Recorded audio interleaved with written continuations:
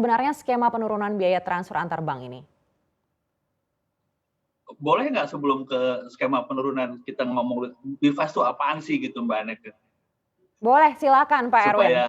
Supaya paham gitu ya, karena gini, mungkin saya pakai analoginya begini, BIFAS itu sebuah infrastruktur pembayaran. Kalau seperti infrastruktur fisik itu analoginya itu dia semacam jalan tol, gitu, di mana kita bisa menggunakan jalan itu 24/7, kapanpun gitu, real time, dan juga nanti murah. Jadi sebenarnya bukan hanya murahnya gitu.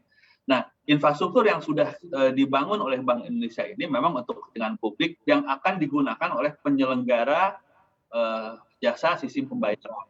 Nah, termasuk bank, bahkan juga nanti non bank. Nah, saat ini jalan tol itu sudah jadi, jalan tolnya sudah jadi.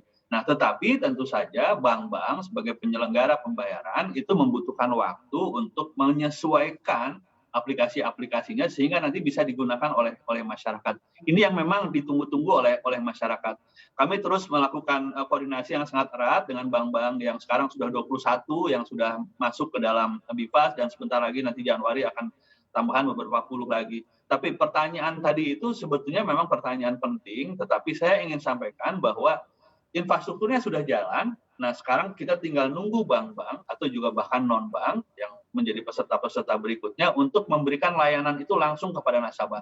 Hari ini sudah ada beberapa bank, sudah ada 8 bank, termasuk juga salah satu bank besar Himbara, yang sudah memiliki fitur BIFAS itu di dalam aplikasi payment bankingnya.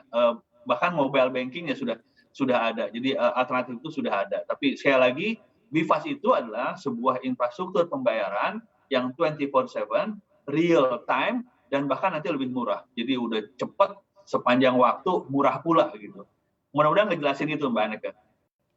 Baik, mungkin boleh lebih rinci lagi di tahapannya itu seperti apa Pak? Apakah tahapnya ini hanya sebatas tahap 1 ada beberapa nama bank dan tahap 2 sisanya begitu? Atau nanti ada skema tertentu?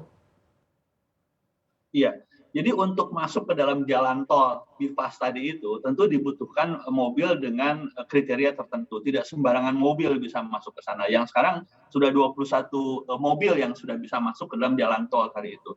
Bagaimana untuk bisa masuk? Tentu ada kriteria-kriteria. Kriteria dari mulai platform teknologi, sistem keamanan, sampai kepada manajemennya. Nah, itu sekarang sudah ada 21. Nanti setelah ini nanti akan masuk lagi batch kedua, jadi batch ke-1 ini 21 bank. Setelah itu nanti ada batch 2, as soon as Januari tahun depan sudah mulai masuk lagi. Tapi kami ingin memastikan bahwa penyelenggara pembayaran, khususnya bank-bank yang menggunakan infrastruktur BIFAS tadi itu bisa melalui jalan tol tadi itu dengan aman. Kriteria-kriteria itu yang memang cukup ketat karena kami ingin memastikan bahwa dia memang 24/7, dia real time, dia bahkan lebih murah, tapi pada saat yang sama dia juga harus aman. Nah, untuk mencapai semua itu memang ada persyaratan-persyaratan yang memang tidak seluruhnya mudah. Jadi bertahap, tapi at the end of the day kami sih ingin semuanya penyelenggara pembayaran nanti menggunakan BIFAS karena manfaatnya kepada masyarakat itu nanti luar biasa.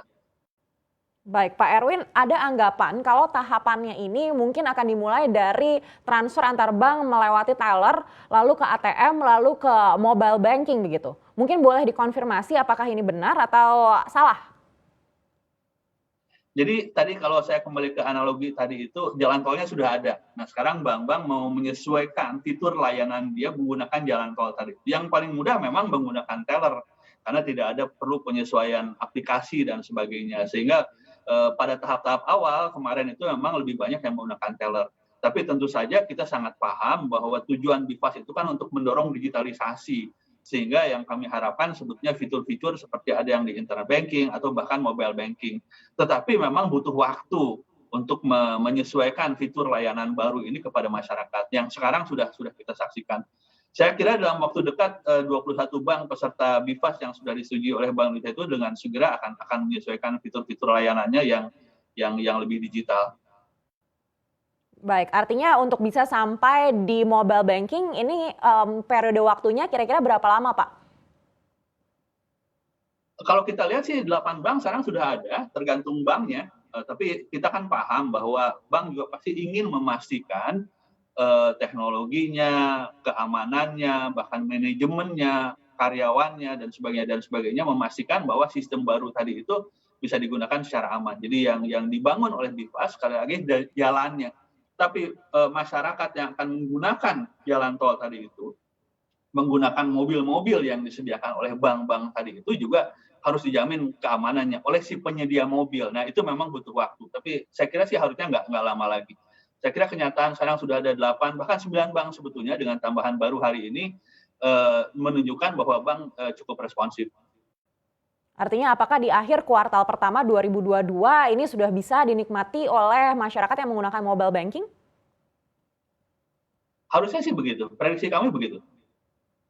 Baik, mungkin boleh dijelaskan sedikit lagi Pak. Tadi kan Bapak katakan sudah ada 8 bank yang sudah ada layanan ini begitu. Artinya dari kedua belah pihak bank ini, keduanya harus sudah tergabung begitu. Kalau satu saja yang sudah masuk ke 8, tapi yang satunya belum, artinya ini tidak bisa begitu ya Pak? Atau seperti apa?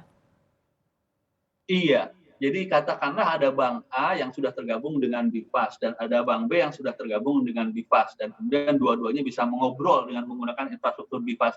Maka berlakulah kelebihan-kelebihan BIPAS tadi itu. 24/7, real time dan murah. Tetapi kalau kemudian ada bank C yang belum tergabung dengan BIPAS, dia terpaksa tidak bisa menggunakan BIPAS karena kan bank C-nya tidak bisa masuk ke dalam infrastruktur itu. Sehingga ini pertanyaan bagus. Karena dengan demikian kami dari Bank Indonesia sebagai otoritas sistem pembayaran, sebagai penyedia infrastruktur BIPAS mengharapkan nanti semua bank, semua penyelenggara jasa sistem pembayaran itu menggunakan BIPAS.